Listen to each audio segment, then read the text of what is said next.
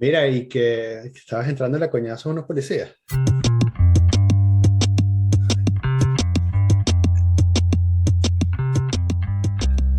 Acá.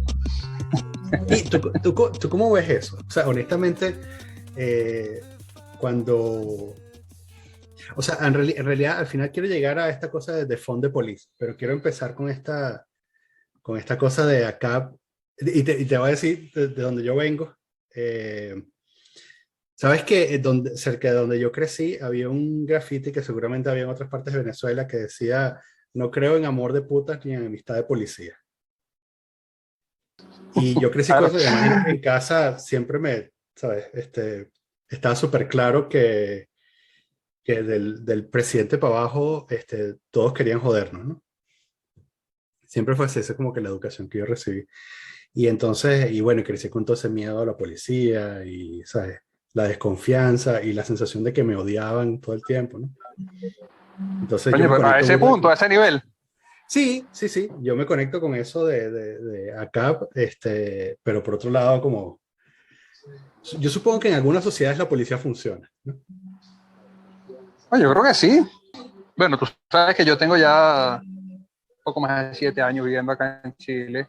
Ujú, Y la primera impresión que yo tuve cuando yo llegué acá es que yo había estado en España, y digamos pasé por varias ciudades de España, y lo que a mí más me pareció, o lo más parecido, cuando yo vi un carabinero de Chile acá, fue los Mozos de Escuadra en Barcelona. ujú, en O Barcelona, sea, ujú. ¿no? Un Sí. tipo circunspecto, que impone autoridad, o sea, que tú lo ves y coño, o sea, tú te imaginas que nada que ver con la policía en Venezuela, pues, ¿ok? Ujú, Todo lo contrario.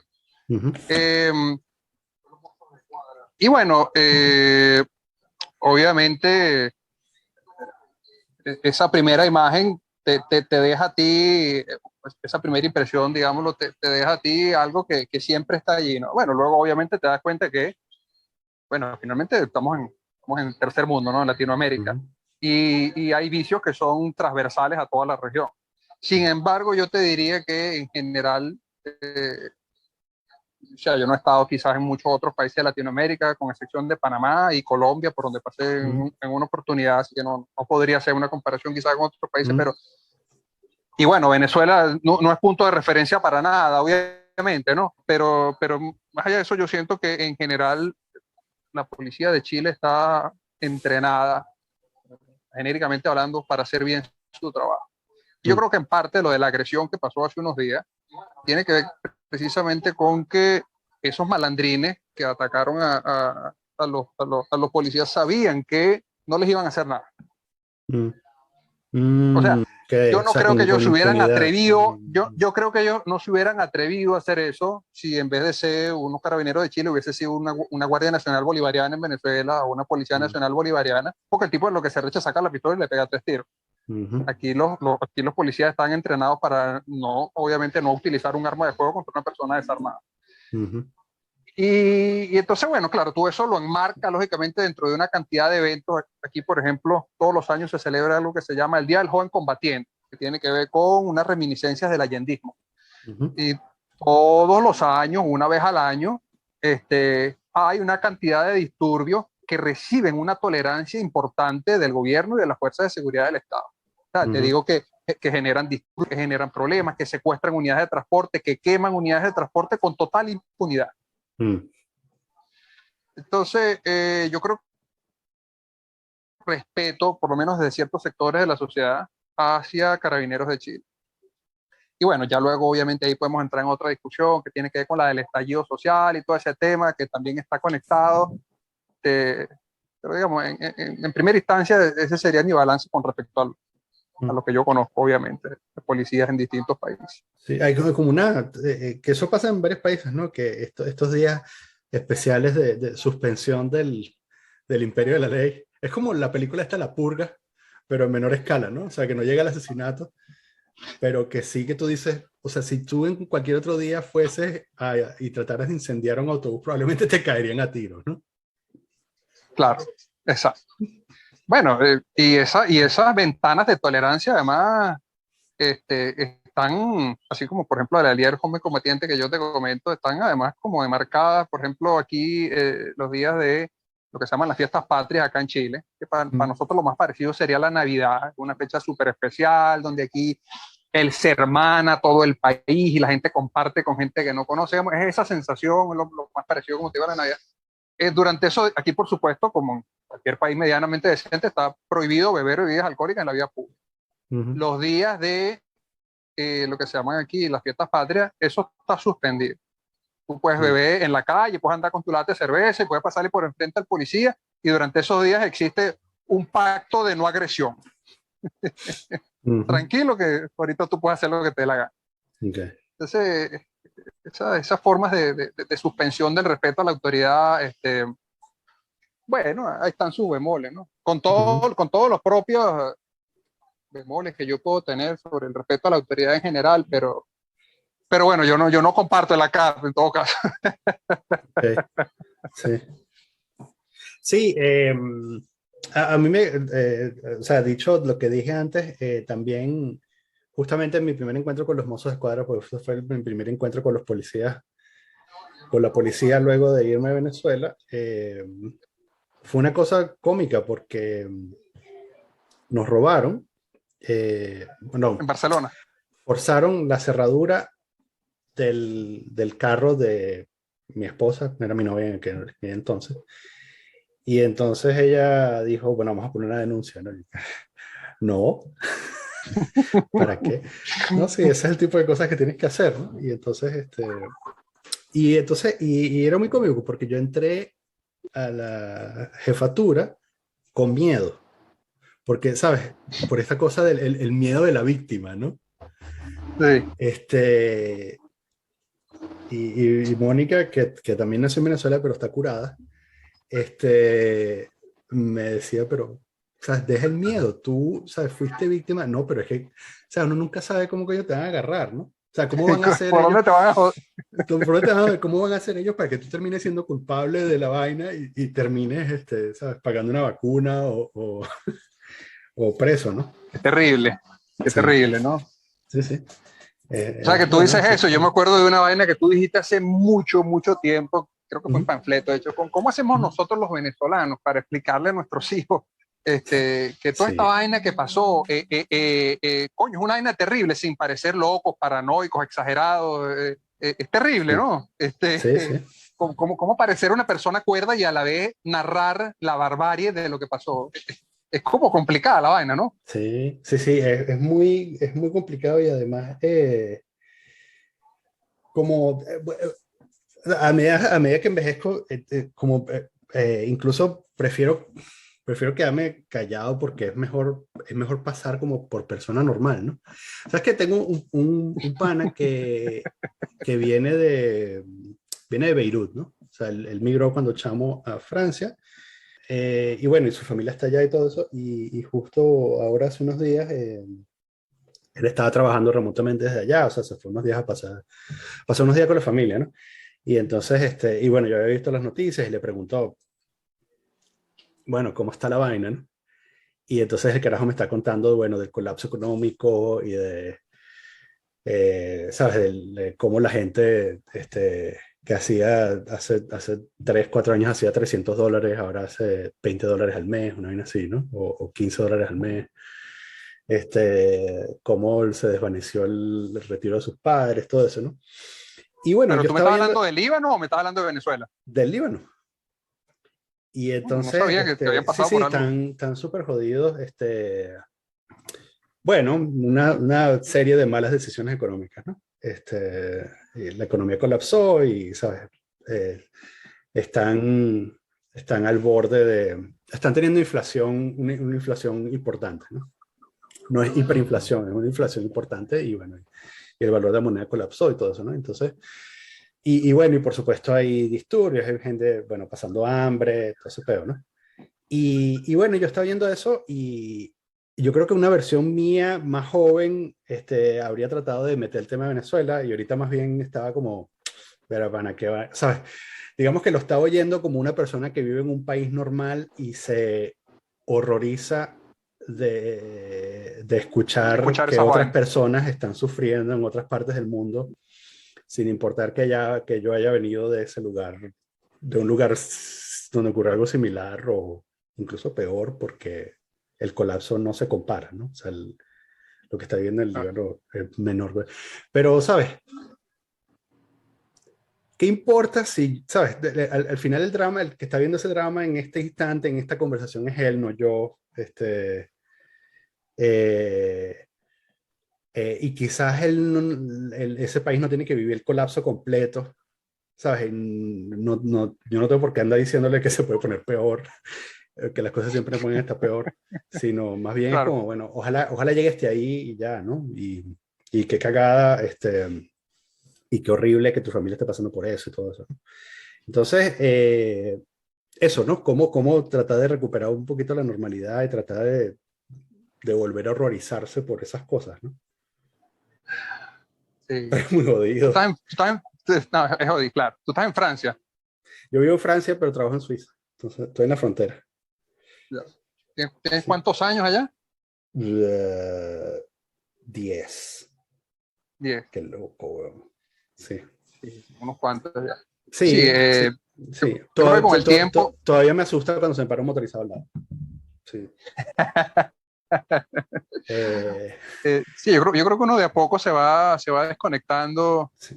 Bueno, me imagino que no todo el mundo pasa igual las fases de la salida de Venezuela, ¿no? Primero depende de cuál es tu historia personal, depende Mm, en segundo lugar de en qué año te fuiste de Venezuela, mm, depende en tercer lugar de tu resiliencia, cómo te integres al nuevo país a donde llegas, depende de cómo te vaya económicamente en el país donde llegues, depende de las redes mm. de contacto que te den en el país donde llegues, si te fuiste solo, si te fuiste con familia. Sí, hay una cantidad de características ahí adicionales que van a determinar cómo manejas tú tu pasado con Venezuela, ¿no? Eh, pero obviamente tiene, bueno, quizás salvo para los que se fueron hace muchos años, obviamente nos persigue allí un cierto fantasma, ¿no? Eso de que me Sí. asusto cuando escucho una moto, lógicamente hablo un poquito de eso, Ujú. porque es algo hasta inconsciente, ¿no? Sí, sí. Eh, y bueno, Sí, es uno, una reacción ahí como del sistema, ¿cómo se llama? del límbico, claro, Sí, sí, el límbico. del reptiliano, Sí, sí, sí, este, justamente. sí, no, de lo más básico. Ujú,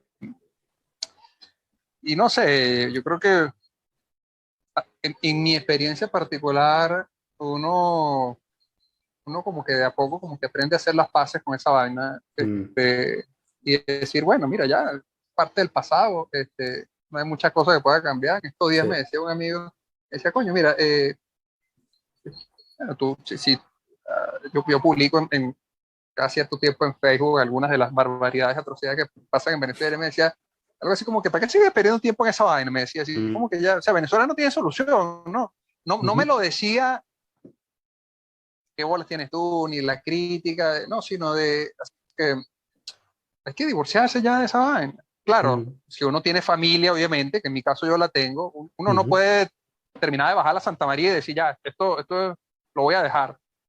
No, pero sí, algo que él me decía es cierto, me decía, tú necesitas enfocarte en tu presente y en lo que puedas hacer, y aquí a sí, futuro. Ya sí, estando afuera, ¿qué más? ¿Qué puedes hacer tú? O sea, ujú. honestamente, ¿qué puedes decir que pueda causar un impacto en Venezuela? Sí.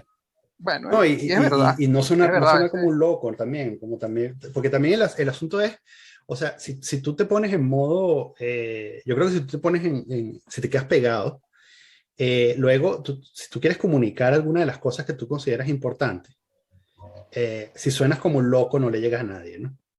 O sea, por ejemplo, yo, por ejemplo, si tú quieres, si tú quieres comunicarle a alguien que los controles de precio no sirven, como que tienes como un abanico de opciones, ¿no?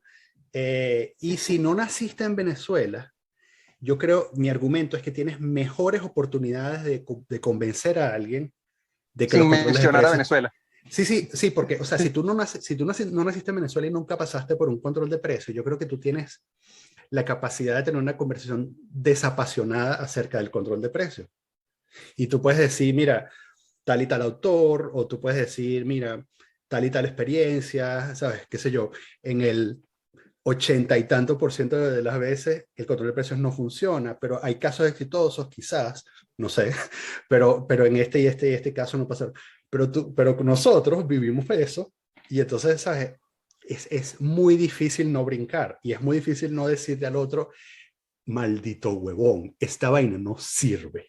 Tú sabes que yo sufro mucho con esa vaina, coño, yo soy un viejo ya, bueno, tengo más o menos la edad que tienen ustedes, yo tengo 44, yo creo que todos andamos por ahí, Sí.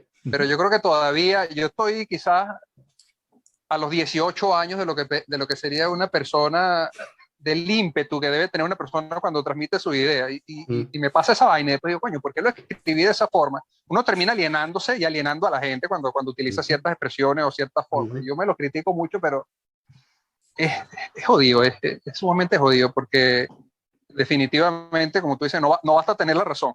O sea, no basta tener, mira, aquí tengo todo lo que me respalda, sí, pero ya, la cagaste, o sea, la forma como le dijiste la cagaste. Ese carajo es un loquito extremista. Claro, sí, sí. O está traumatizado porque, ¿sabes? Es un... O está traumatizado.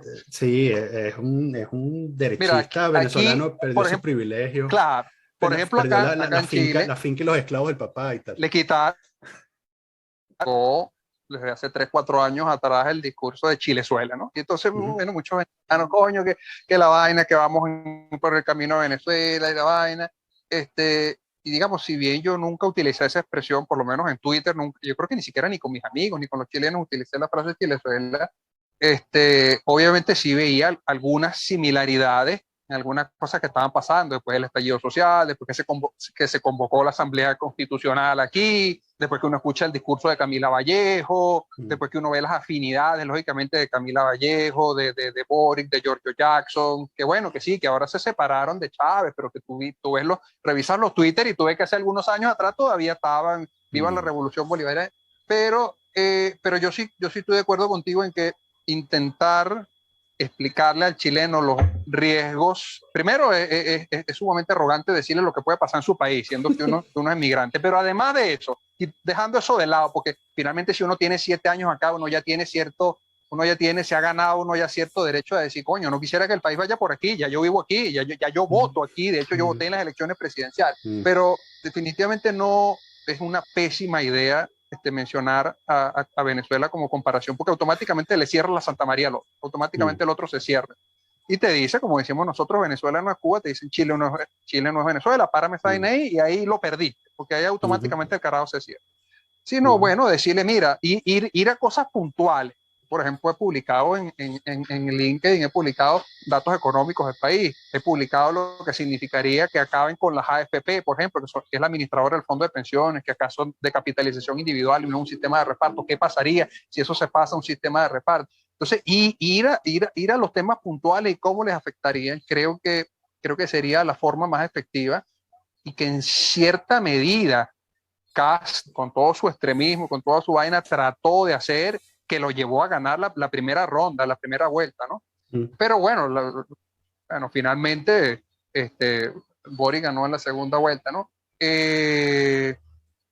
Pero bueno, yo creo que muchos venezolanos, ese trauma nos lleva, no, vamos directo al camino de Venezuela, y ahí perdemos el contacto, ahí perdemos la posibilidad de que el otro no diga, pero ¿por qué tú crees esto? ¿Por qué tú ves las cosas? Sí, hay un tema de mensajes y es complicado, como tú lo dices, es complicado. Bueno, también hay tanto extremismo en el mundo, ¿no? Sería bueno no terminar diciendo que, o sea, por un lado diciendo que todos los negros deben morir y por otro lado diciendo que el comunismo es la última opción, ¿no? Es la única opción que hay, ¿no? O sea, sería bueno, yo digo que sería bueno no terminar ahí, ¿no? Sobre todo después de viejo.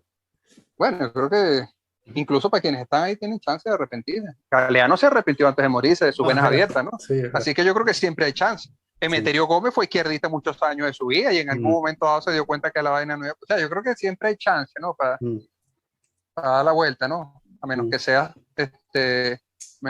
Trotsky y bueno, te clave un hachazo en la cabeza. Sí, hola Vicente. Hola, lamento la tardanza. Fui otra vez víctima de la obsolescencia programada que el capitalismo nos ha puesto para que compremos computadores cada vez más potentes. Bueno. Y dañemos el ambiente, porque ese también es el punto. Entonces Sí, mi tú computador sabes se que congeló, no sé ni por qué, tuve que reiniciar todo un desastre. a veces hay que dejar Eso es de culpa de luchar. Apple. Sí, sí. Sí, sí, sí, Bill Gates, toda esa gente, están todos Ah, juntos. Ellos se ah, reúnen en una isla juntos y se reparten todo para joderme a mí. sí. A veces hay que dejar de luchar. Yo porque ya no tengo, Eso hay que dejar de luchar. ya no conozco gente chavista, sabes, ya no interactúo con nadie, pero sabes, el otro día estaba pensando que esto es algo que he pensado además desde hace años, pero cada vez se va haciendo más y más claro, ¿no? Luego de 22 años, yo podría argumentar que este experimento no funcionó, ¿no? Y que han podido hacer algo hace 12 años o 13 años o 15 años por abrir la economía. Y no lo hicieron, bueno, por puro orgullo, ¿no? Entonces, o sea, hay momentos en la vida en los que tienes que decir, mira, yo creo que quizás estoy equivocado y hay que dejar de luchar, ¿no? Porque si tú dices, bueno, sabes que el socialismo es el camino y el otro es peor que yo. O sea, tú podrías empezar desde ahí, ¿no? Podrías decir, el socialismo es el camino y el otro es peor que yo. Pero si pasas 20 años diciendo eso y las cosas siguen empeorando, hubiesen dejado que Carmona fuese presidente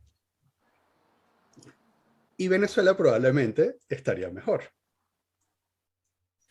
Si ¿Tú hubiesen, crees si que no lo hubiesen, hicieron por orgullo?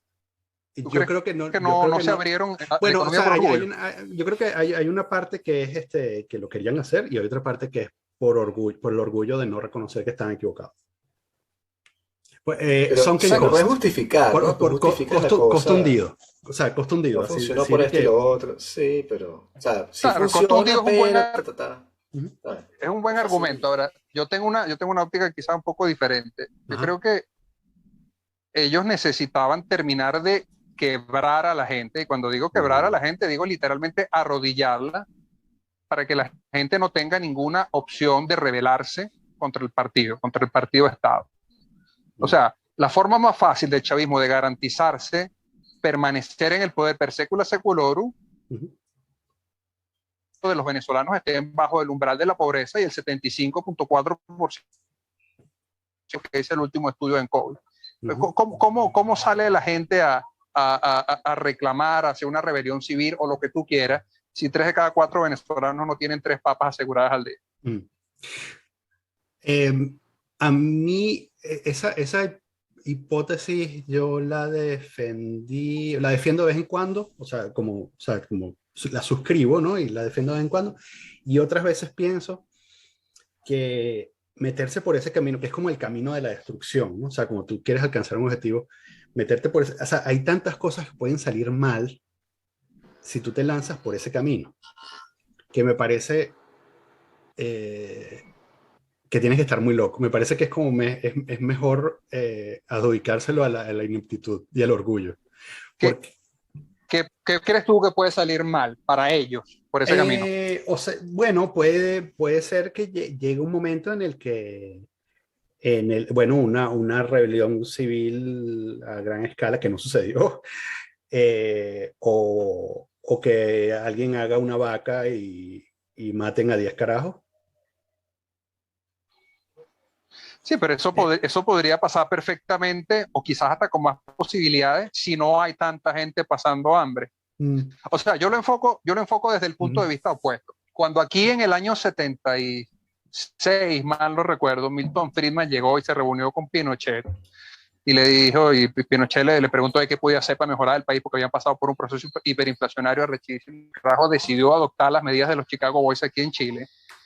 Hayek le dijo, o no sé si fue el propio Friedman, dijo algo así como que ese paquete de medidas económicas iba a causar una prosperidad y que la libertad económica eventualmente iba a terminar trayendo la libertad política del país. Y así fue. uh-huh. De prosperar económicamente, la gente tiene más y más anhelos de otras libertades.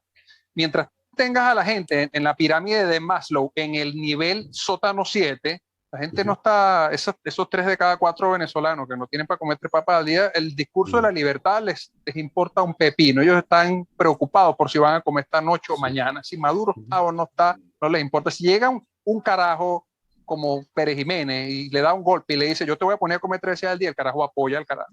Entonces, viéndolo desde ese punto de vista, digamos, yo creo que para ellos era conveniente someter a la población a un extremo de necesidad en el cual ya no puedan rebelarse más, que fue lo que hizo Fidel y que hasta cierto punto es lo que ha hecho China, con la diferencia que China se ha tecnificado a un nivel, bueno, el Great Firewall, el Credit Social System que tienen, o sea, otras formas de control social tan fuertes.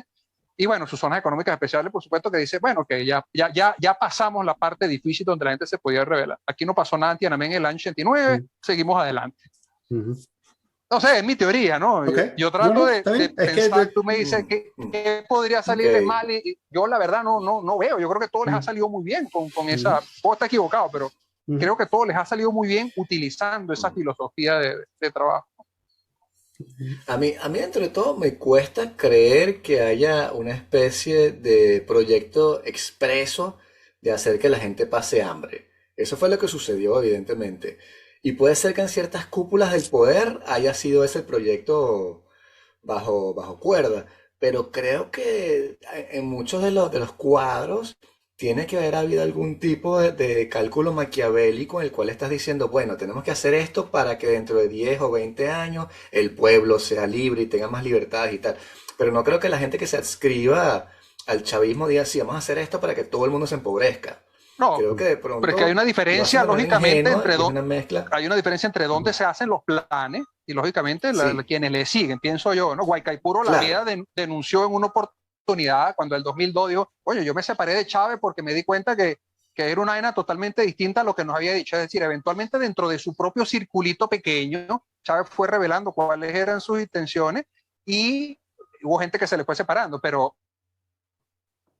una de esas personas como Guaycaipuro diga, coño, los planes de este carajo desde el principio habían sido quedarse en el poder para toda la vida y algunas otras cosas que quizás salieron. Verga. Claro, eso sí, que quedarse en el poder sí, pero no creo que el plan de Chávez, claro, nunca lo sabremos, pero no creo que el tipo se dijese a bastidores que todo el mundo sea pobre para manipularlo. O sea, no sé, quizás yo estoy loco, yo lo veo así, ¿no? Quizás estoy loco. Puede ser, es una hipótesis. Creo que le funcionó muy bien, es una hipótesis. Pero, sí, y capaz que le estoy dando demasiada caridad a Chávez y era un coño de Madrid. Pero incluso creo que Stalin también y Mao también estaban pensando como que no, esto es lo que tenemos que hacer, ¿sabes? El fin justifica los medios, maquiavélicamente tenemos que pasar estos 4 años de plan social de ingeniería, pero dentro de 5 años vamos a ser la mejor nación del mundo. No creo, bueno, de pronto los Kim Jong allá en Corea del Norte sí están completamente locos, y Stalin de pronto también, pero me parece que simplemente no calculan las externalidades, no se dan cuenta que tú no puedes afectar los cambios como son. O sea, ellos creen que de pronto si yo quito esta televisora, todo va a seguir igual, pero esta televisora es mía, y no se dan cuenta que al hacer eso, las demás televisoras reaccionan y se reacomodan, porque es una especie de célula que va actuando. Y si te expropias por aquí, no es que la economía sigue perfecta y este pedacito tú lo agarraste. Lo demás se va recomendando también. Son muy tontos y muy ineptos y hay mucho eso también. Y hoy en día sí, de pronto el plan es simplemente quedarse en el poder como sea y capaz que hay mucha manipulación de la pobreza, ya es como evidente. Pero no sé hasta qué punto sea una cosa expedita de hacer sufrir a la gente. Igual que tampoco creo que las dictaduras, entre comillas, de derecha, sea como que vamos a caerle a tiros a la gente de izquierda. Es como que no, esta gente hay que reducirla a nada por esto y esto y esto. Hay un cálculo que se está haciendo. Pero nadie lo está haciendo por maldad. ¿Y por qué se pagó la computadora? Bueno, yo seguí poco no seguí mucho las elecciones porque además me parecía, como lo poco que vi, me parecía que era una decisión entre 2 malos candidatos. Esa era mi opinión desde afuera, puede que esté equivocado, pero o sea, las de acá. Sí, una vista somera a los discursos y leídas en diagonal a un par de entrevistas me hizo llegar a la conclusión de que estas 2 opciones son una mierda y por lo tanto Chile es una democracia avanzada, ¿no?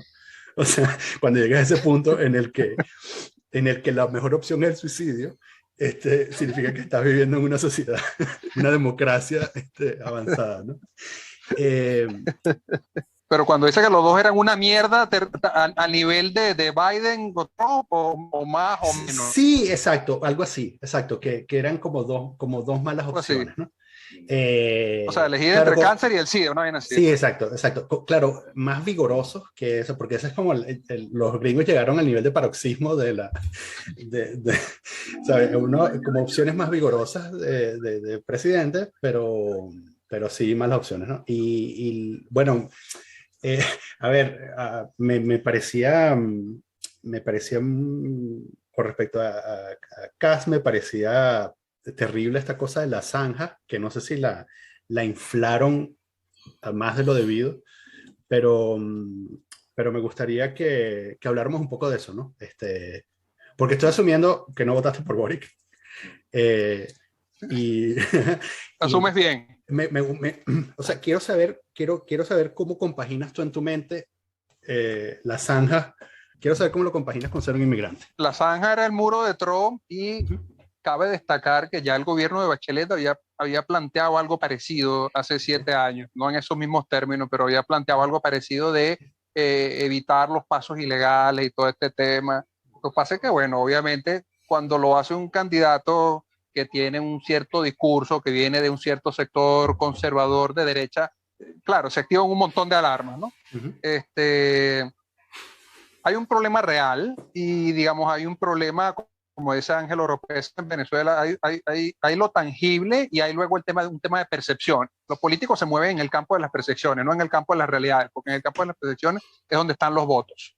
Hay un problema real, por ejemplo, que es que con el paso de migrantes ilegales por pasos irregulares a Chile, hubo un colapso severo de los servicios público sanitario en la ciudad de Iquique, al norte de Chile, y un aumento terrible de la indigencia y de niveles de delincuencia. Yo no te puedo decir que sean todos ni de Venezuela, ni de Perú, ni de Colombia, pero obviamente, sí, para tú migrar legalmente, tú necesitas presentar un certificado de antecedentes penales y, lógicamente, todos los migrantes irregulares, obviamente no, son irregulares porque no presentan ninguno de esos documentos o no tienen cómo presentarlo. Uno puede sospechar que al menos parte, digamos, de esa irregularidad o de esa delincuencia está asociada a una migración ilegal, ¿no? Y esto no es un tema de que yo soy xenofóbico, no, es un tema de que efectivamente hubo un disparo importante de los índices de delictivo violento en esa ciudad donde está el paso irregular hacia Chile. Entonces, claro, toda moneda tiene dos caras. Hay un tema, lógicamente, de que la gente está huyendo de Venezuela como puede. Bueno, se le ha dado el estatus de refugiado en los países que tienen frontera directa con Venezuela para que los acepte. Y bueno, luego está el tema de cómo hace un país responsablemente, un país además de 19, 20 millones de habitantes, pues no somos Argentina, que tiene, no sé, 50 millones de habitantes, o Colombia. Aquí en Chile ya hay 500.000 venezolanos. Somos la colonia más grande de extranjeros en el país.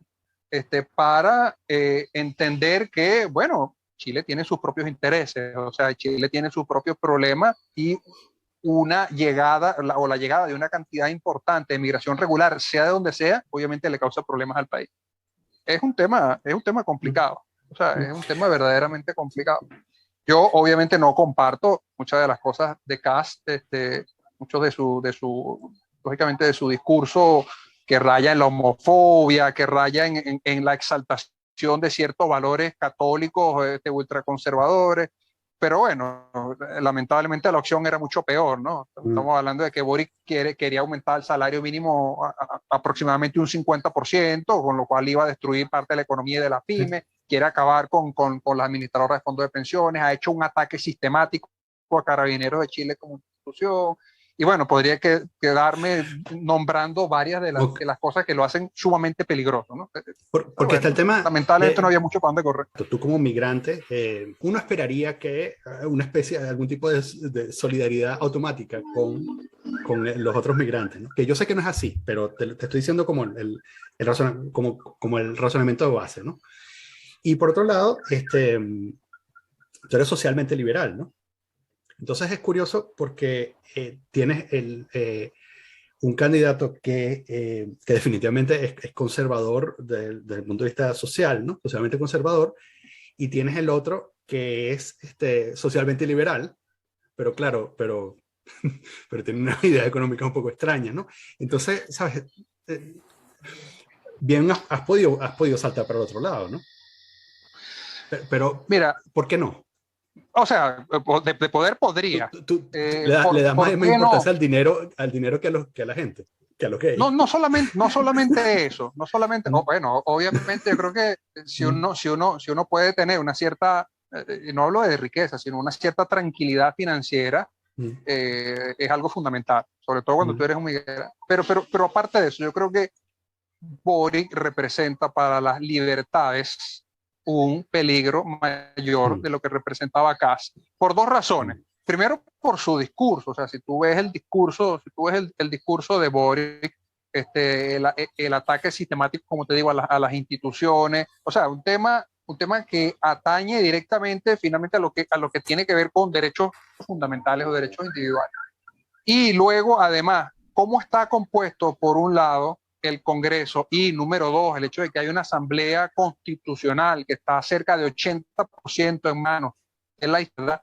Kass estaba prácticamente de manos atadas si hubiese llegado a la presidencia, y en ese sentido tiene mucho menos campo para hacer cosas que tú pudieses pensar que en algún momento dado pongan en peligro ciertas libertades de las que tiene Boric. Boric tiene entonces ahora prácticamente una mayoría, pírrica, pero mayoría al fin en el mm, Congreso, y tiene además la Asamblea Constitucional que va a mm, redactar una constitución prácticamente de la mano con él.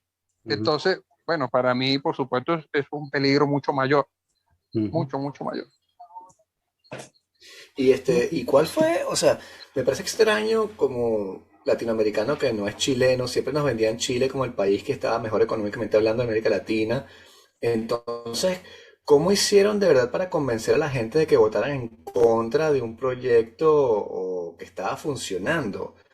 No digo que tengan que votar por la derecha, juro, pero simplemente Boric quería desmontar muchas cosas que ya habían logrado. ¿Por qué la gente estaba desentada con lo que ya tenían si no se dan cuenta que eran los que estaban mejor de toda América Latina? Mira, si tú te vas a los números, este, bueno, el país que en los últimos 30 años tuvo el crecimiento del PIB más vertiginoso en América Latina fue Chile, con más de 400% del crecimiento del PIB per cápita. Cuando tú ves el salario mínimo, Chile tenía el más alto. Bueno, a veces pasaba a Costa Rica un poquito o Uruguay, pero siempre estaba allí. Ujú. Cuando tú ves incluso el salario medio, te das cuenta que Chile está en primer lugar o en segundo lugar. Cuando ves la inflación, ves que Chile está entre los primeros lugares con la inflación más básica. Cuando tú examinas, bueno, si ves el índice de desarrollo humano, es que Chile está en Latinoamérica en el primer lugar en el índice de desarrollo humano de la ONU, que además el IDH incluye un montón de otras cosas que no son solamente económicas. Es decir, cuando tú ves todo eso, tú te das cuenta que efectivamente en los números, Chile es un país que está muy bien. Pero Chile, y bueno, creo que no solamente Chile, esto pasa en Colombia, esto pasa en México, tiene ese complejo de yo estoy peor que todos los demás. ¿No? Ese complejo de los mexicanos creen que están tan peor que todos en Latinoamérica, los colombianos creen que están peor que todos en Latinoamérica, y los chilenos, como decía un periodista y economista, se llama John Mueller, muy interesante, un hombre de izquierda, por cierto, decía, los chilenos no se sienten latinoamericanos, ellos se sienten europeos. Y final de la cola, que están al final de la fila. Que ellos se comparan con la OCDE. Y bueno, mm, claro, a ese nivel, lógicamente, siempre te vas a ver al final o casi al final. Entonces, eso por un lado, y por el otro, se ha hecho un trabajo más o menos sostenido durante los últimos años de que hay un problema grave de desigualdad en Chile, y que ese problema de desigualdad tiene que ver con el modelo. Cuando te hablo del modelo, tiene que ver justamente con el modelo económico que dejaron los Chicago Boys hace 30, 40 años. Entonces, a ver, si tú miras el índice de Gini, tú te das cuenta de que Chile no es el país más desigual de América Latina. Es decir, de los 18 países de América Latina, creo que estaba en el noveno lugar, me parece. Es decir, diríamos que está aproximadamente en el medio. Y además de que no es el que está en el medio, no es el país más desigual de América Latina, si ves además la evolución del Gini, te das cuenta que ha ido disminuyendo la desigualdad en Chile. Además de que ha ido creciendo económicamente, ha ido disminuyendo la desigualdad en Chile. Pero, de nuevo, como decía hace unos minutos atrás, la gente come con las percepciones, así come con lo que le venden. Yo, por lo menos de los chilenos con los que yo he tenido la oportunidad de compartir durante estos 7 años, la mayoría de ellos son gente que no ha salido de Chile y no ha visto cómo están otros países de Latinoamérica. Y te digo, entonces tienen esa idea de que nosotros estamos mal o que estamos peor, o se comparan con la OCDE y dicen, bueno, ¿por qué nosotros no podemos ser, no sé, Suiza? Portugal, sí. Suizos, hermano. No tenemos la productividad de los suizos, no tenemos el aparato industrial que tienen los suizos, es decir, no tenemos la complejidad de nuestra mano de obra, no está ni cerca de la complejidad de la mano de obra de los suizos porque no tenemos su nivel de educación. Entonces, coño, no podemos compararnos. Aparte de un tema de idiosincrasia, hay un tema incluso de cómo se genera el capital que no te permite llegar a Suiza, por lo menos no de un año a otro. Nosotros efectivamente nos parecemos más a Latinoamérica, aunque no lo queramos aceptar. Estamos aquí. Entonces, eso explica un poco lo que tú me preguntas, ¿no? Claro. ¿Y cuáles crees que sean las medidas que vayan a tomar ahorita? O sea, un paralelo con el control de medios de comunicación, con toma del partido del Estado, en el proyecto de Boric. Aparte de hablar de las cosas, la gente habla mucho, sobre todo los políticos, pero hay acciones concretas que te den, de pronto no miedo, pero un poquito de desconfianza sobre el futuro en Chile. Mira, desconfianza mucha.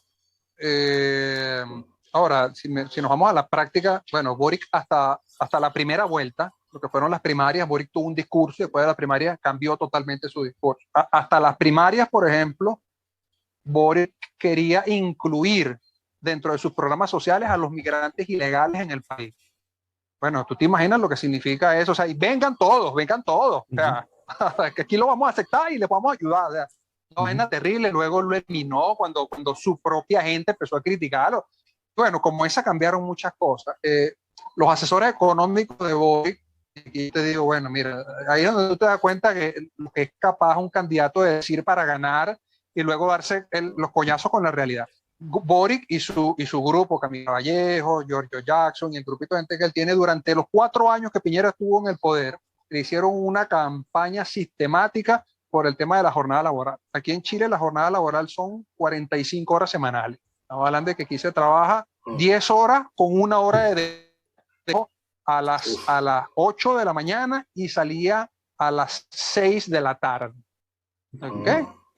Entonces, coño, efectivamente 45 horas semanales es digamos, a las últimas horas ya uno no rinde y tal. Bueno, y desde hace 4 años, una de las consignas que tenían era que esa jornada laboral había que bajarla de 45 a 40 horas. Que además se acerca, bueno, en Colombia es 48, fíjate tú, mayor que la de aquí, pero bueno, apartando ese caso puntual o ese outlier por ahí, en Latinoamérica en general estamos alrededor de las 40 horas. Y en la OCDE el promedio está muy por debajo, creo que está por las 35. Pero bueno, llega Boric, gana las elecciones presidenciales, una semana después salen diciendo los economistas del grupo de Boric diciendo que bueno, que lamentablemente por el momento vamos a tener que abandonar la idea de reducir la jornada laboral de 45 a 40 horas. Y tú dices, coño, tanto joder 4 años a este carajo porque no reducía la jornada laboral y ahora que tú eres presidente lo primero que dice tu grupo es... Entonces, bueno, ¿de qué estamos hablando? Él ha empezado a ceder en algunas cosas de lo que fueron pilares de su campaña. Por ejemplo, ya dijo que por lo menos no de buenas a primeras no piensa acabar con el sistema de capitalización individual. Poco más de 200.000 millones de dólares entre los ahorros, digamos, de todos los chilenos, y que macroeconómicamente le ha permitido a Chile tener una deuda externa bajísima y le ha permitido además proyectarse, y le ha dado una cantidad de ventajas. Ya dijo que era, como te digo, parte de su campaña era acabar con las AFP y hacer un fondo de pensiones de reparto. Ya dijo que bueno, que empezó a matizar, ¿no? Con el tema del aumento de sueldo, dijo que bueno, que hay que empezar a mirar los números. Es decir, él ha empezado a bajarle ya a su discurso y ha empezado a aterrizarlo un poco. Sin embargo, bueno, obviamente a mí me sigue preocupando que, número uno, su vocera fundamental es Camila Vallejo, que es lideresa más grande que tiene el Partido Comunista acá en Chile. Y número dos, que el partido más grande dentro de su coalición de gobierno, del Frente Amplio, es el Partido Comunista. Entonces, él lógicamente tiene o va a tener allí un conflicto cuando a la hora de tomar, bueno, de cómo se van a establecer las políticas públicas, de hacia dónde va a apuntar. Boric quiere implantar algo que en Chile acaba de abandonar Macron, que era el impuesto a los super ricos. Bueno, él quiere hacer algo parecido acá. Entonces tú dices, coño, hermano, o sea, los países que lo probaron vienen de vuelta porque se dieron cuenta que esa vaina no funcionó. Tú termina ahuyentando a las grandes rentas. O sea, esa vaina no funciona. Entonces... No, ni siquiera no recaudaron nada, no fue que, o sea, ni siquiera recaudaron lo que tenían que recaudar, fue pernicioso. ¿No? Exacto, desde el punto de vista práctico te cuenta que no sirve para un coño. Gerard Depardieu terminó, creo que fue en Rusia, y así como él, muchísimos otros que se fueron para el coño, ¿no? Entonces, tú dices, bueno, es un tipo que ojalá cuando se estrelle contra la realidad se dé cuenta que va a tener que hacer un gobierno más parecido al de Bachelet, ojalá, que al de sus amiguitos del Partido Comunista, pero bueno, todavía no ha asumido, así que lamentablemente no sabemos. El nombramiento de su gabinete, que lo hizo la semana pasada, pareciera, al menos a primeras luces, que es un gabinete plural, ¿ok? Pero bueno, vamos a ver qué pasa. Okay. Tenemos que esperar hasta marzo. Okay. ¿Por qué? Sí, de hecho, el otro día, ¿dónde fue que vi la discusión? Creo que fue en LinkedIn que estabas comentando algo de justamente de la productividad, no, o en Twitter, lo de la productividad, ¿no? Porque mucha gente hace la asociación esta de que, bueno, de que hace falta más trabajo para poder sacar al país adelante, ¿no? Entonces, quería que hablaras un poquito de eso, o sea, ¿qué has leído tú acerca de por qué 45 horas semanales no es mejor que 40 horas? O sea, mira, la idea del tema de reducir la jornada laboral, yo creo que responde efectivamente a que algunos estudios indican que cuando tú trabajas una cierta cantidad de horas al día, en este caso 10, ya al final de la jornada, tu rendimiento ha caído tanto que es prácticamente marginal el aporte que hace, ¿no? Entonces, lo que se supone o a lo que se apunte que esa hora adicional, si tú la puedes dedicar a otras cosas de esparcimiento con tu familia, a lo que sea, te permita a ti alcanzar una calidad de vida que se vea reflejada en productividad. Efectivamente, alguien de algo que se llama agrotributos en Venezuela dijo algo así como que escribió un tuit más o menos en estos términos. Dijo, ojalá que los venezolanos acá en Venezuela trabajaran como trabajan cuando se van al exterior, desde las 5 de la mañana hasta las 10 de la noche, de lunes a sábado. Y bueno, por supuesto le cayeron encima, ¿no? Diciéndole, bueno, que estaba hablando 110 horas semanales y tal, este tema. Y bueno, yo lo que hice en ese momento fue decirle, mira, si tú miras la cantidad de horas trabajadas semanales en Colombia, que son 48, y las miras en la de Irlanda, porque son aproximadamente 32, si mal no recuerdo, te das cuenta de que son 50 horas, 50% más de horas las que se trabaja en Colombia, y su productividad no está reflejada. Es decir, la productividad está asociada a un montón de factores, donde uno de ellos, que no es el mayor, es horas trabajadas, ¿no? Entonces, bueno, yo creo que el tema está allí, aumentar la productividad en otros lugares donde no sea necesariamente poner a la gente a trabajar más horas, porque si esa es la idea, bueno, vamos a la esclavitud, pues vamos a trabajar 20 horas al día y aumentemos la productividad al costo que sea. Yo no estoy de acuerdo, por lo menos no en principio, no desde un punto de vista principista, a que sea un mandato legal que se bajen las horas de 45 a 40 horas. Te cuento más. Hoy día la mayoría de las empresas acá en Chile tienen una jornada laboral 40 horas, aunque legalmente permiten, o sea, aunque legalmente se puede colocar en el contrato que el trabajador trabaje 45 horas a la semana. Muchos empleadores ya hoy en día, sin que haya ningún cambio legal, han elegido buscar trabajadores para que trabajen 40 horas semanales en vez de 45. Y yo siento que en ese sentido es un tema de hay que estimular, bueno, digamos, tú conoces mi historia desde el punto de vista de cuál es mi posición política. Yo creo que lo que hay es que buscar aumentar la oferta laboral para que en el momento en que los empleadores tengan que competir para buscar empleados, diga, bueno, vamos a tratar de darle las mejores condiciones posibles, entre ellas, bueno, lo voy a poner a trabajar 45 horas, lo pongo a trabajar 40. Ujú. ¿no? La mitad de los países escandinavos no tienen salario mínimo establecido por ley y no se explota a los trabajadores que yo sepa en ninguno de esos países. Entonces, no es un tema de que si no tenemos salario mínimo van a explotar a los trabajadores. Mira, no, no es así. Hay una cantidad de otras condiciones que determinen que un trabajador pueda ganar un sueldo alto, bajo, bueno, compáralo con el costo de la vida en ese país, ya, o compáralo con un tema internacional, ganen sus salarios bastante más altos que en otros países donde sí hay salario mínimo. Eh, no sé, yo creo que salvo Sí. casos muy Ujú. puntuales, la libertad siempre es el mejor camino. Ujú. La Y libertad de sí, contratación, etcétera, etcétera, etcétera. a mí me parece que en algunos casos, lo que pasa también es que ahí se mezcla como, yo creo que se mezclan también como algunas percepciones históricas que son difíciles de desarraigar, como, ¿sabes? Cómo es la ética de trabajo protestante y tal, que aplica en todos esos países en donde hay pleno empleo, ¿no? O sea, que pasa en Alemania, en Suiza, en los países escandinavos y tal, que tienen como una... Entonces, a mucha gente le endosa la ética de trabajo protestante como una de las razones de por qué...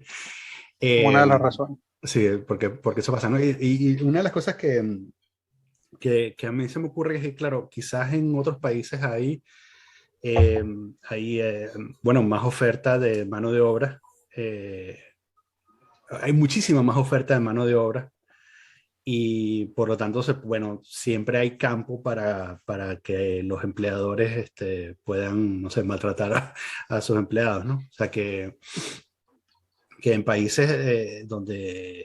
Además que yo creo que, digamos que el pleno empleo, a mí me parece que, sin haber leído mucho acerca de esto, pero es como anecdóticamente me parece que eh, hay sociedades que llegan a ese punto y luego se vuelve como una especie de efecto de bola de nieve o de enfermedad, ¿no? O sea, llegan al pleno empleo y después se mantienen ahí.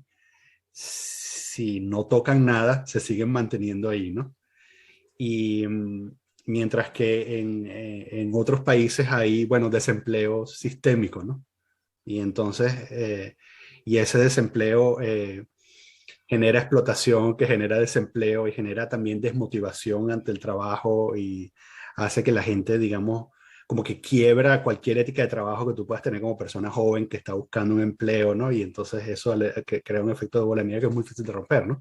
Que pasa, bueno, lo que llaman los países del sur de Europa, ¿no? O sea, que tienen este desempleo, que es muy curioso porque es además, ¿sabes? En Crónico. crónico y además están en una situación que no deja de sorprenderme, que hay esta línea imaginaria que alguien ha trazado en un mapa, ¿no?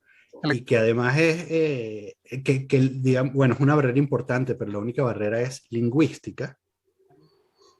Eh, y entonces tienes un país que tiene 25% de desempleo, que hace frontera con uno que tiene 12, que hace frontera con uno que tiene 4% de desempleo, ¿no?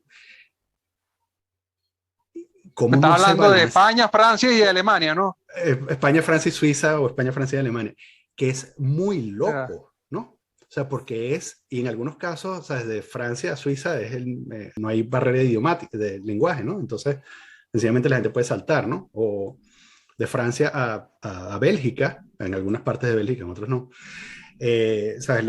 Hay pocas barreras idiomáticas y se sigue manteniendo, ¿no? Entonces es una cosa como, o sea, yo tiendo a pensar que tiene que más que ver con esa burbuja que llamamos sociedad, ¿no? Que la gente está metida en un sitio y cree que todo el mundo es así y se hace esa visión, o bueno, quizás no quieren dejar sus familias, no sé.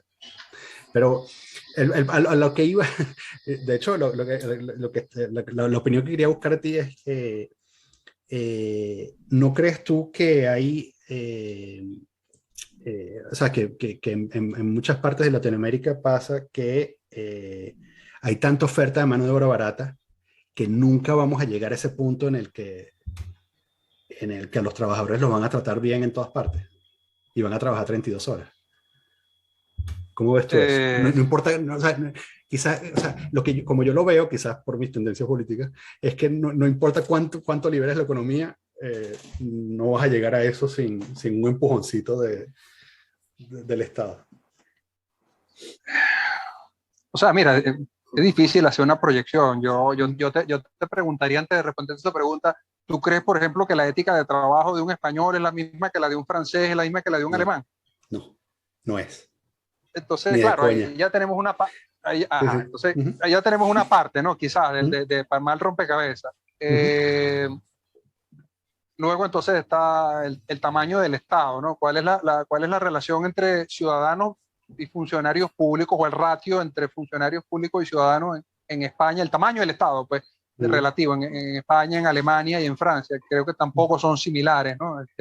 El gasto público, o sea, ¿cuál es la deuda versus PIB? Es decir, cuando analizamos todos esos datos económicos y luego le añadimos lo que hablo yo de que fue el primero, la ética de trabajo, tú dices, bueno, hay características que, aunque sean vecinos, lo hacen profundamente distintos, ¿no? Aunque compartan una misma moneda, incluso, aunque estén en una misma región, los hacen profundamente distintos. Y no hablo del idioma, lógicamente. Aquí sí, bueno, los latinoamericanos tenemos el mismo idioma, tenemos una idiosincrasia más o menos parecida, tenemos gobierno, bueno, van y vienen, ¿no? Un año tenemos a Macri, luego tenemos a Alberto Fernández, en Perú ahora tenemos un Pedro Castillo, que es un tipo que está loco de bola, parece que lo sacaron de no sé, de un conuco, y no sé si viste la última entrevista con Fernando del Rincón, es una vaina, dice, bueno, ¿de dónde sacaron a este tipo? Es como María Bolívar, pero es presidente de Perú. Presidente. Aquí entonces tienes un tipo que tiene una cierta formación. Boric no se tituló de abogado, pero digamos tiene una formación académica, tiene un discurso, tiene, no sé si una formación ideológica profunda, pero uno puede suponer que alguna clase de formación ideológica tiene, y uno conoce cuál es la formación ideológica que está alrededor. Tienes entonces en Brasil, tienes, no sé, un año tienes a Bolsonaro, y antes tuvimos, no sé, a Dilma, es decir, tiene como que damos un brinco de un extremo al otro, ¿no? No sé, en los Estados Unidos pasa de Trump, pasa a Biden, ¿no? Una cosa así parecida. Es decir, este tema de la polarización, que yo creo que se ha profundizado, yo no sé hasta qué punto, ¿no? Aquella vaina de Cambridge Analytica en el año 2016, y de cómo las redes sociales han servido de forma objetiva para polarizar países enteros. Digamos, yo no sé cuánto hay de cierto, pero estimo que algo de cierto habrá, en que efectivamente las redes sociales han servido para polarizar a la gente y para hacer pequeños nichos donde yo veo, leo, escucho y comparto con la gente que piensa igual a mí, pero en mi feed de Twitter y en mi feed de Facebook yo no veo nada que escriba un chavista, no solamente porque no los tengo agregados, sino porque el propio sistema no me los pone, porque sabe que no es lo que yo pienso, ¿no? Entonces nos van haciendo nichos que nos van separando cada vez más. Yo creo que este tema del extremismo, lógicamente, dificulta un poco hacer cualquier tipo de proyecciones hacia lo que va a ser Latinoamérica en 10, ni en 5, ni en 20 años. Pero si tú me preguntaras, o si tú me dijeras, vamos a ver cuáles son los países que en los últimos 50 años, por decirte algo, han salido de la pobreza. Vamos a hablar solo en términos económicos, no hablemos en términos sociales ni en términos de libertades civiles. Vamos a hablar en términos económicos solamente. Dice, bueno, ¿cuáles han sido los que han, de alguna forma, los que se han proyectado económicamente y han tenido un crecimiento económico sostenido? Tienes a China, aquí en Latinoamérica tienes a Chile, no sé, tienes a Singapur. Es decir, tienes a países que han dicho, bueno, yo creo que la cosa va por un tema de libertad de mercado. Más o menos por ahí, ¿no? Más o menos lo que quisieron, más o menos lo que se quiso hacer con el consenso de Washington en Venezuela en el año 89, y bueno, desde los notables hasta toda la intelectualidad venezolana que estaba en contra de esa vaina, crucificaron a Carlos Andrés. Yo pienso que la cosa va por ahí, ¿no? Yo creo que las posibilidades de salir de su desarrollo pasan por el consenso de Washington o algo parecido al consenso de Washington. Que si todos los países lo pueden tomar, vamos a tener pleno empleo en 30 años. Coño, mira, no sé, hay muchos if, ¿no? En el medio. Pero, o sea, yo creo que si aquí en Chile el salario mínimo está o estuvo, que se disparó el dólar por encima de los $400 y hace 30 años estaba en $80, ha sido porque, coño, algo de eso funcionó. Mm. Y yo creo que por ahí es la vía. Ahora, yo no soy anarcocapitalista. Okay, yo no creo que tampoco el Estado deba desaparecer. Yo no creo que se deba eliminar todo tipo de, vamos a llamarlo de safety net, a la sociedad. Yo no creo que, por ejemplo, la educación y la salud deba estar 100% en manos privadas. Sí, yo sí creo que el Estado tiene un rol, pero bueno, mi idea es que el Estado en general, no hablo del Estado chileno, hablo del Estado en general, tiende a crecer. Es una tendencia, así como el universo tiende al caos, los estados tienden a crecer. Y en ese sentido se vuelven con el tiempo a ser más pesados para los ciudadanos, contribuyentes, llamarlo como tú lo quieras llamar. Y en ese sentido yo creo que una de las ideas para alcanzar el desarrollo es mantener el Estado a raya. Frédéric Bastiat decía que todos queremos vivir del Estado y de lo que no nos damos cuenta es que finalmente el Estado vive de nosotros. Palabras más, palabras menos, ¿no? No sé, yo creo que la cosa va por ahí. Yo no creo que una sociedad pueda salir de la pobreza, por ejemplo, aumentando los impuestos. O sea, no hay forma. Tú puedes redistribuir, sí, pero si la torta es chica, aunque la redistribuya mejor va a seguir siendo chica. Eso es como que tú te metas dentro de un balde, una cubeta, y jales el asa y pretendas que jalándola duro te vayas a levantar el balde del piso. O sea, no, no hay forma. O sea, si estás dentro de la cubeta y jalas el asa, vas a terminar reventando el balde, no lo vas a terminar levantando el piso. Eso es lo que yo creo que puedes hacer con la redistribución. Es decir, efectivamente, tú puedes ayudar a ciertos sectores de la sociedad, tú puedes colocar alguna safety net con el costo que significa tener al Estado en el medio de esa redistribución, que ya sería otra discusión, pero bueno, yo por mi formación creo que el foco debe estar en primer lugar en el crecimiento. ¿Y no te parece que hay un punto en el cual la diferencia distributiva entre los que tienen más y los que tienen menos es tan grande que llega un punto de tensión demasiado álgido en el cual se crea una desolidaridad entre las personas y ya no tienes como una noción de país juntos, sino que cuando tienes la persona de arriba que está ganando 350 veces el salario mínimo o cualquier cifra que le quieran poner y el de abajo no tiene para cubrir sus gastos mínimos, es un caldo de cultivo para que justamente se cree una inestabilidad en el sistema. Sí, o sea, creo que en términos prácticos sí, o sea, creo que esas desigualdades generan conflictos, generan roces sociales. Sin embargo, la idea que normalmente se sigue, esa que tú me acabas de plantear, es entonces la redistribución es buena idea. Y yo creo que ahí hay un poquito un non sequitur cuando decimos el Estado, el señor Estado es el que debe definir cómo se hace esa redistribución. Ahí en ese paso creo que normalmente claro, se genera una distorsión. Porque yo creo que efectivamente hay otras formas en las cuales se pueden aminorar esas diferencias extremas de las que tú hablas, donde haya, no sé, una persona, llámalo Elon Musk, llámalo como tú lo quieras llamar, y existan personas que efectivamente estén en una posición en la que digan, bueno, yo me vendo como esclavo para que tú me dejas menos 3 papas al día, ¿no? Exacto. Pero como te digo, yo creo que de allí no se sigue la idea de que lo que tenemos que hacer es ponerle un impuesto a los súper ricos y agarrar esa plata y dársela a los más pobres, que es lo que normalmente viene después de ese razonamiento. Yo creo claro, que existen otras formas en las cuales desde la solidaridad, que lógicamente parte de algo voluntario, hasta otros mecanismos, como yo te digo, que son por ejemplo las safety nets, pero como te digo, sin abandonar el foco que tiene que ver con el crecimiento. ¿Por qué? Porque, mira, nosotros podríamos decir, bueno, me voy al caso extremo y tú me vas a decir, bueno, pero coño, no te vayas al caso extremo. Si yo agarro la fortuna de Elon Musk, que son, no sé, 250 billones de dólares, y la divido entre todos los norteamericanos, creo que da una cosa así como $900 por persona.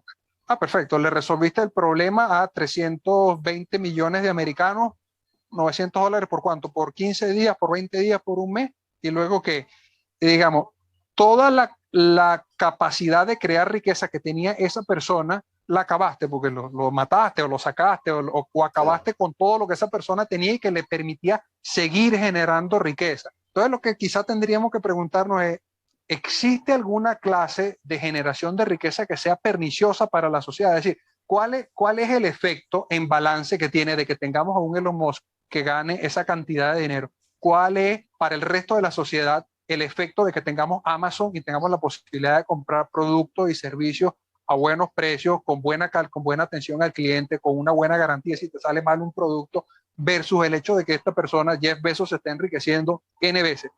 Y es un balance que, bueno, es difícil, ¿no? Ponerlo en números. Porque entonces tienes que decir, bueno, ¿cuál es la noción que tienes entonces el safety net del que hablabas? ¿Cuál es tu visión del safety net? Mira, yo creo que en primer lugar,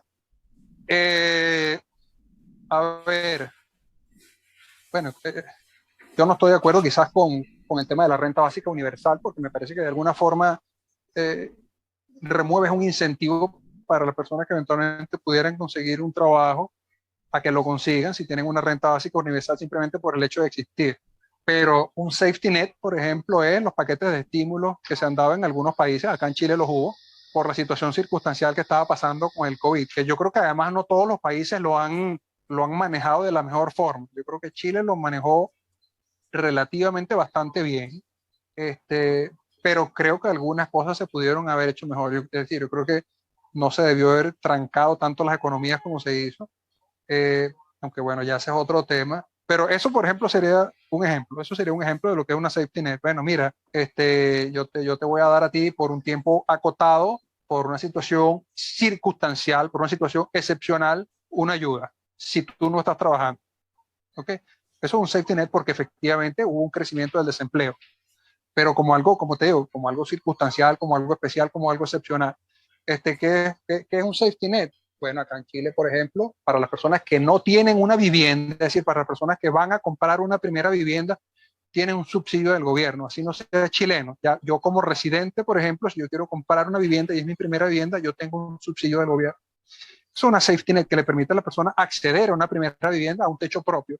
Y como ese, bueno, digamos, Los hospitales, ¿no? O sea, por supuesto, educación y salud, claro. evidentemente también. O sea, si no tienes salud, ¿cómo sales de la pobreza? O sea, como si no puedes trabajar, si de salud estás jodido, si te gastas todo lo que ganas efectivamente. Entonces, en ese sentido, sí.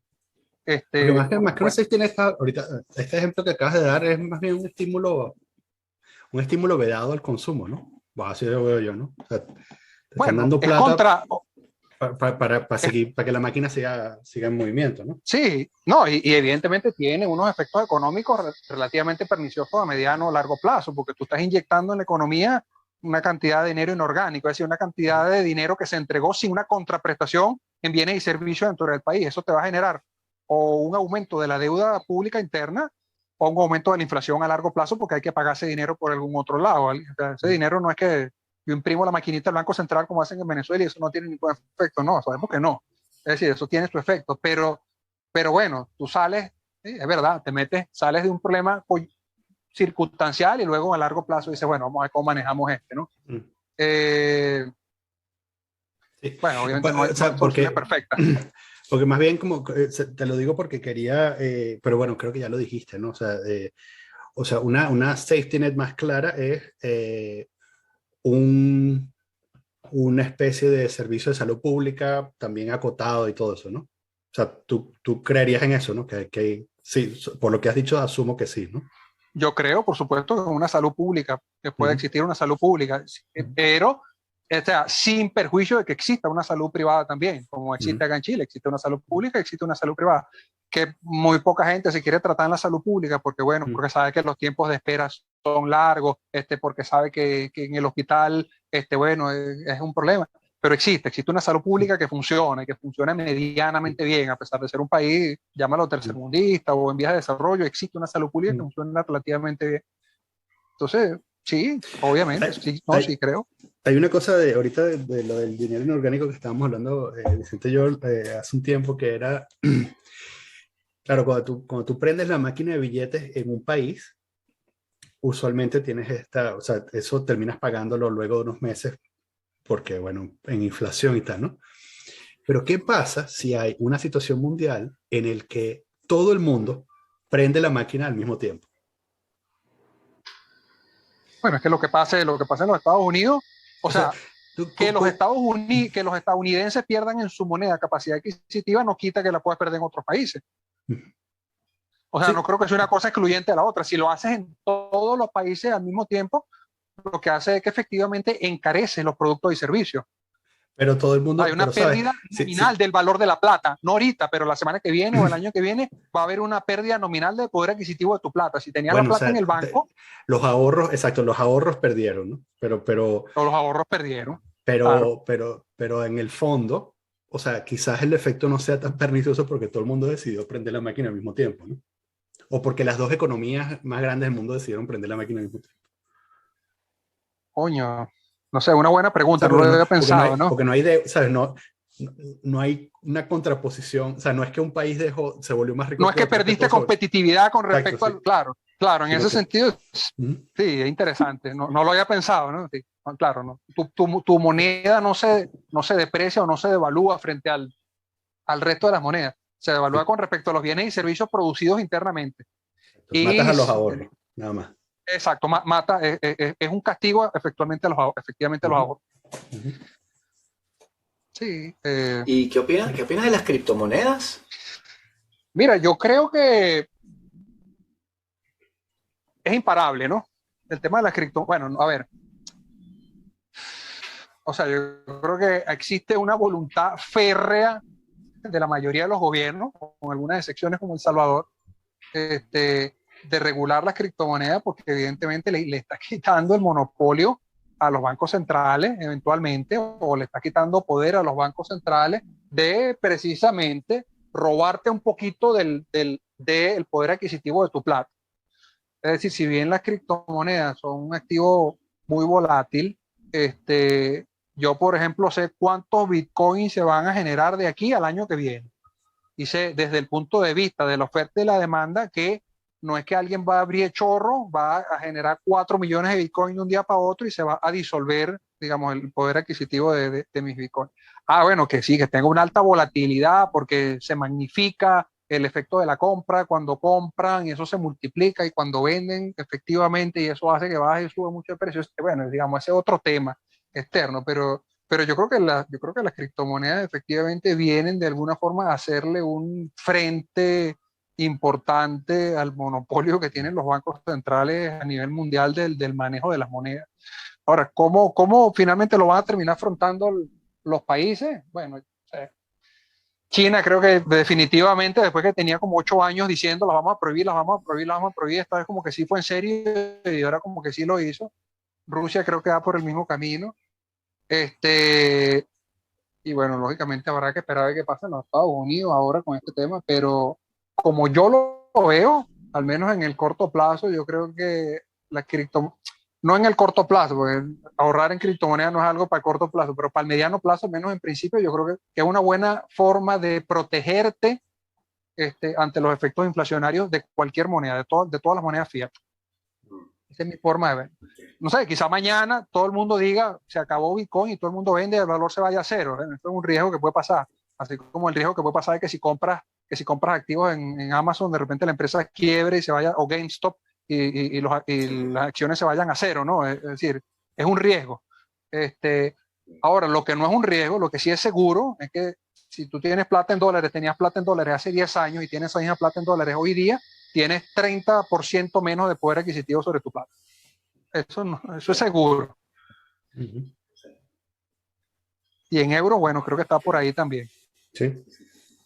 ¿Ustedes tienen plata en criptomonedas? Yo sé que soy defensor. a Daniel no le gustan los NFT. Publicó algo No, por ahí. No he no, visto el video. Él tiene NFT. Ese video está sí. muy bueno. Loquito. Sí, tengo NFT. Esto no es not financial advice. Ok, importante. Es el mercado más, uno de los mercados más ilíquidos en los que te puedes meter.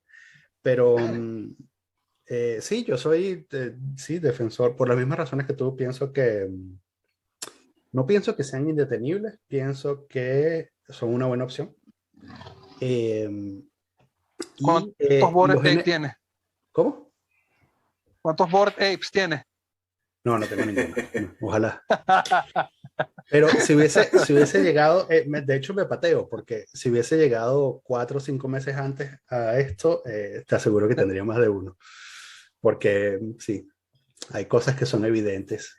Y es un timo, o sea, tiene todas las pintas, tiene toda la pinta de ser un esquema piramidal, tiene toda la pinta de ser un timo. Y ¿Te como refieres todo, ¿te refieres a blockchain en general, a NFT, a NFT. No, criptomonedas, a los NFT. Ok, ok, ok. Pero como todos, todos esos esquemas piramidales, o sea, todos esos juegos de Bigger Fool, si logras manejar tu Salir a tiempo, riesgo, ganaste plata. sí, es un asunto de manejar tu riesgo, ¿no? Entonces, sin embargo, también tengo que decir que era lo que ponía, lo que dije el otro día en Twitter, así como, bueno, o sea, está bien, o sea, no crees en NFT, pero crees en el estado de bienestar. ¿Sabes? Al final hay muchas cosas que son un timo, ¿no? O sea, el top 10 de las empresas en la bolsa de valores eh, son empresas de aire. O sea, estás hablando Amazon, Apple, Facebook, Meta, Google. O sea, Meta y Google son empresas de publicidad y el mercado de publicidad en Internet, lo que llaman ad tech. O sea, hay múltiples papers acerca de cómo el mercado está inflado por ellos dos, ¿no? O sea, ellos dicen que el mercado tiene un tamaño y es pura mentira, ¿no? Y es imposible de verificar. Entonces, o sea, dos de las empresas más grandes del mundo están vacías por dentro y además, bueno, producen todo el daño que hemos discutido, que discutíamos hace media hora, o el potencial daño que discutimos hace media hora, ¿no? Y tienes a Apple con su obsolescencia programada o cualquier teoría de conspiración que te puedas imaginar, pero el punto es que estas grandes empresas, cada vez más, o sea, nosotros decidimos en este estado avanzado del capitalismo migrar hacia los activos intangibles, ¿no? Y entonces le estamos asignando valor cada vez más a estos activos intangibles. Y el top, como dije, en el top 10 de las empresas en el mercado de valores, hay unos buenos, hay un par o 3 o 4 empresas que producen activos intangibles. ¿Cuál es la diferencia entre eso y blockchain? No lo veo, no le veo mucha diferencia. Entre eso y NFT no le veo mucha diferencia. Es que, bueno, hay gente que le asigna valor, le asigna legitimidad a las acciones de Meta y a las acciones de Google. Pero si vinieran unos extraterrestres y les mostráramos nuestro portafolio, los extraterrestres dirían, están locos de bola, esto no, ¿sabes? Esto es aire, están tirando el dinero, ¿sabes? De una manera súper loca, ¿no? Están trabajando 8 horas diarias y después están invirtiendo dinero en algo que no existe, están locos de bola, ¿no? Pero bueno, a ver, vamos a lo más sencillo. Una de las primeras críticas que se le hacía a las criptomonedas es que no tienen valor intrínseco. Esa fue una de las primeras críticas. Y yo lo que le preguntaba a la gente que decía eso, yo le decía, ¿y cuál es el valor del dólar desde el final de Bretton Woods? O sea, Sí, bueno, ¿qué te claro. respalda ese billete de $100? ¿Cuánto, o sea, ajá, cuál es el valor intrínseco de ese billete? ¿Cuánto vale el papel? Sí. ¿Qué lo respalda si no tiene libre convertibilidad? Bueno, sí, o sea, por supuesto. Los militares estadounidenses dicen que vale esta vaina, porque ellos lo Sí, dicen. también, bueno, pero el asunto es que tú, o sea, la legitimidad, el valor viene porque lo aceptan en múltiples sitios, ¿no? Exactamente. Eso es Porque todo. mucha gente cree que tiene un valor. Porque legítimamente todos decimos tiene ese valor. Entonces, bueno. Y con las criptomonedas pasa una cosa que es que, bueno, tienen un problema de usabilidad, ¿no? O sea, de interfaz de usuario y es un problema grave de usabilidad. O sea que, bueno, además que, ¿sabes? Son muy volátiles y por lo tanto tú no puedes crear un mercado de valores de productos y servicios con criptomonedas porque Por son la muy volatilidad, volátiles, la ¿no? alta volatilidad. Claro. Bueno, sencillamente no puedes. Entonces, ¿Pero a qué te refieres con la usabilidad? O sea, pagar con criptomonedas es mucho más lento mucho más lento en la operación Eso creo que física. está mejorando, eso creo que ha estado Seguro. mejorando bastante en los Claro que últimos sí. meses. Claro que sí, pero, o sea, yo me tardo que 2 segundos en pagar con una tarjeta de Visa sin contacto, ¿no? Ujú. Y en términos de Hoy día usabilidad, Binance tiene su tarjeta que te descuenta sí, automáticamente de exacto. tu... Entonces, exacto, quizás estemos llegando ahí, ¿no? Quizás estamos llegando a ese punto en el que, sin embargo, eso corre, creo, no sé al final cómo está implementado eso, pero tengo la sospecha de que está Hay un corriendo, intermediario ahí. sí, está corriendo sobre una cadena paralela para poder tener el mismo nivel de velocidad de transacciones, ¿no? Entonces, es como, quizás están tratando de buscar una solución. La manera como yo lo veo es, imagínate que tú fueras al supermercado a pagar con un lingote de oro, ¿no? Entonces, eso lo puedes hacer en el Callao, puedes ir a pagar, ¿sabes? Con pepitas de oro, pero solamente en el Callao puedes hacer eso porque, bueno, todo el mundo sabe cómo manejar oro y más o menos sabe el precio del oro y sabe. Pero hacer eso en el mundo normal no funciona. ¿Eso quiere decir que las criptomonedas no sirven? No, claro que sirven, pero sirven quizás como store of value, que es lo que mucha gente dice. Y quizás terminemos llegando a un tipo de moneda estable, que es donde los estados entonces empiezan a meterse, ¿no? ¿Sabes? Y por supuesto el interés de China y Rusia es, Bueno, bueno, bloquear existen las stablecoins en todo caso ya. Lo que pasa es que las stablecoins sí. están casadas, lógicamente, a una Sí. moneda. Y no solo eso, sino que además hay un montón de, bueno, no sé qué tan enterado estás, pero hay algunos de los stablecoin no tienen respaldo, ¿no? O sea, porque supuestamente No le van tienen a respaldo del 100%, es correcto. Entonces, porque supuestamente la idea del stablecoin es que por cada dólar que tú emites deberías tener un dólar en alguna parte, ¿no? Guardadito en un banco, en una bóveda, una Sí, vaina así. Pero, en caja legal. pero eso es mentira, ¿no? Realmente. Precisamente porque o sea, es como el paraíso de los Bueno, anarcocapitalistas, ¿no? la moneda, el stablecoin de Binance, ellos dicen que ellos tienen 1 a 1 respaldo de toda su vaina y que la Sí. Comisión de Valores de Nueva York les hace una auditoría cada 3 meses. Bueno, si es así, bueno, uno tiende a creer que la vaina es verdad. Ahora, Sí. efectivamente, USDT, o sea, Tether no tiene el 100%, por lo menos no en moneda. Y las otras, USDC, me parece que tampoco. Creo que ninguna de las otras tiene un encaje del 100%. Sí. Yo tengo serias dudas de que, por ejemplo, ¿sabes? Si hay una variación de 20% un domingo en la mañana, y una variación de 20% en el precio de Bitcoin y de pronto, ¿sabes? Hay un flujo inesperado de stablecoins en cualquiera de los dos sentidos, ¿no? Bien sea para comprar o para vender Bitcoin. Tengo serias dudas de que en ese preciso instante esos dólares estén respaldados. Esos dólares esa emisión de stablecoin esté respaldada.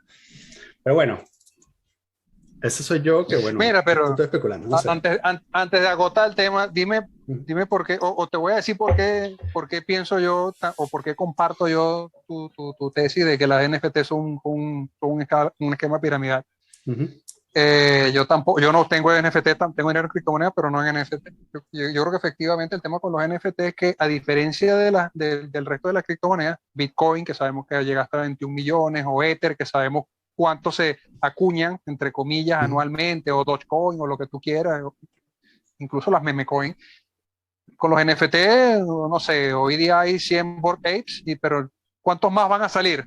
Si lo multiplico por 100 la cantidad de Bored Apes, el valor de cada uno de ellos será más o menos similar. O sea, no hay forma de controlar la cantidad de NFT que tú pongas en el mercado, hasta donde yo sé, ¿no? Y lógicamente ahí disuelve, no es por ahí.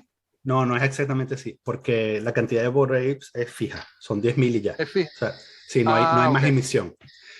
No hay más emisión. Las colecciones de NFT tienen una emisión en el momento en que lanzan el contrato inteligente, o sea, en el momento en que nacen, tienen una emisión fija. Y entonces tú las vas generando, o sea, lo que normalmente sucede es que las generas, o sea, tú te conectas a la página y generas una, pero tienen un punto en el que se acaban, ¿no? Y por eso es que, por esa razón es que suben tanto de precio, ¿no? Si se vuelven populares, hay un supply shock. Son muy limitadas. Y entonces se disparan, ¿no? Un choque de... ¿Por qué tú piensas entonces que son un esquema piramidal? Porque porque son dibujos de un mono, porque weón. son dibujos de un mono. porque son dibujos de un mono en una computadora. Bájate de ahí, papi, bájate de ahí. Bájate de ahí. Entonces, al final, esto solo sirve si tú logras venderle esto a otra persona, ¿no? O sea, no es fungible, obviamente, el nombre lo dice, ¿no? Y entonces, No, así es. a diferencia del Ethereum o del Bitcoin, no vas a poder vendérselo, no vas a poderlo vender en un mercado libre en cuestión de segundos a un buen precio, sino que en algunos casos básicamente tienes que encontrar a alguien que sea más tonto que tú, que esté dispuesto a pagar 20% más de lo que tú pagaste por ese NFT. Entonces, a ver, la apuesta es que en un mundo digital, las demostraciones digamos, la forma como tú demuestras que tienes dinero o influencia es a través de artículos digitales como los NFTs, ¿no? O sea, no tienes un Lamborghini, sino que tienes un Bored Ape, ¿no? Ajá, y precisamente en base a eso y en base a que entiendo que, por ejemplo, tener un Bored Ape te da una cierta cantidad de beneficios, acceder a, no sé, Sí, a clubes o fiestas y lugares ese o tipo de cosas. membresía. Uh-huh. Tú no pudieses decir que ese valor agregado sí es tangible, sí es objetivo y por tanto Sí. sí puede tener algún valor tener uno de esos 10.000. Sí. O sea, yo Sí. obviamente no tengo $500,000 y si los tuviera posiblemente igual no los compraría, ¿no? Uh-huh. Pero ¿no piensas tú que en ese sentido Sí. quizás sí haya algún valor que Uh-huh. Esa es la tesis se esa es puede? la tesis de la defensa, esa es la tesis de la defensa de los NFT, ¿no? Lo que pasa es que esto solo sucede con muy pocas colecciones, ¿no? Bored Apes es una y Claro, habrá 4 o 5 que son así, ¿no? Tan de exclusivas ese como nivel. esa y que tienen lo que ellos llaman utility, ¿no? Que tienen alguna utilidad en el mundo físico. Pero la mayoría Claro. son dibujos, ¿no? Así como, y en ese sentido, me imagino entonces que tú le ves, por ejemplo, utilidad a tener un land dentro de Axie Infinity donde puedas hacer, por ejemplo, publicidad de un producto o Exacto, un servicio, ¿verdad? exacto. Sí, sí, yo creo que, y también eh, eso, si existiese algún tipo de claridad acerca de hacia dónde vamos a migrar en el metaverso, o sea, si es un Ujú. solo metaverso hecho por Facebook, Meta, yo diría, hay que comprar un pedacito de tierra ahí. O sea, lo diría claramente porque diría, bueno, las probabilidades de que mucha gente termine allí son altas Son altas. y por lo Ujú. tanto esto es una inversión legítima Una que inversión a largo. a largo plazo que tiene el potencial de ser líquido dentro de algunos años, ¿no? Porque también es eso, ¿no? O sea, yo creo que al final es un Ujú. problema de el mercado es líquido o no es líquido, ¿no? Entonces, Ujú. y entonces, pero bueno, así como esto, podríamos estar hablando de arte, o sea, podríamos estar hablando de, ¿sabes? Tiene sentido comprar un cuadro de un artista famoso, ¿no? O sea, de un Banksy, por ejemplo, o sea, tiene sentido comprar un Picasso. Bueno, en principio De sí, repente lo pero disfrutas viéndolo y eso te genera placer y eso para exacto, ti te tiene un genera valor. placer y quizás dentro de 20 años consigues a un huevón que va a pagar $100 millones por un Picasso, ¿no?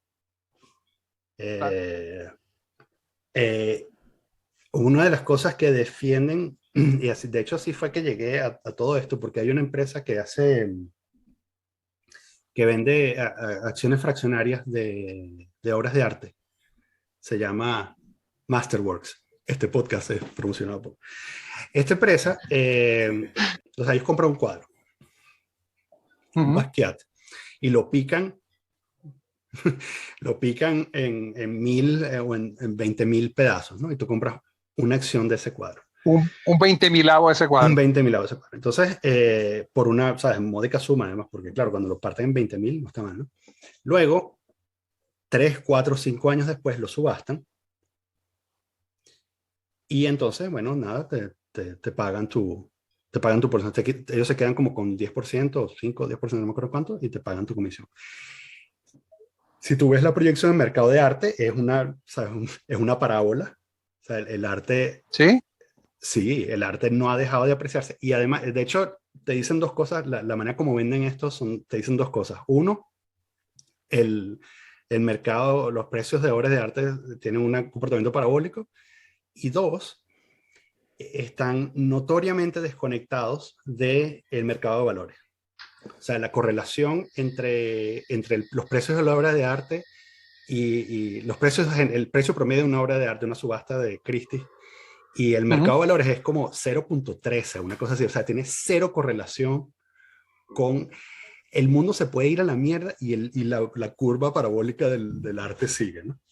Es una cosa impresionante. Coño. Entonces, claro, es esto, ¿no? Pero para tú poder, para que todo esto funcione, tiene que haber suficientes personas en este mundillo del arte que estén dispuestos a pagar 20, 30, 40, 50 millones de dólares por una pintura, ¿no?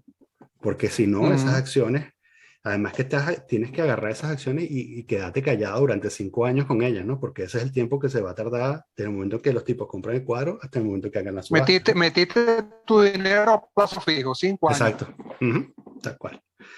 Entonces, bueno, eso pasa en el mundo de arte. Hay mucha gente que tiene cero tolerancia a ese riesgo. Y yo diría, bueno, si a ti te parece que eso es un timo y que no confías en nadie de esa gente que se la pasa especulando con obras de arte en Christie, o no te metas en cripto tampoco, porque es exactamente lo mismo, ¿no?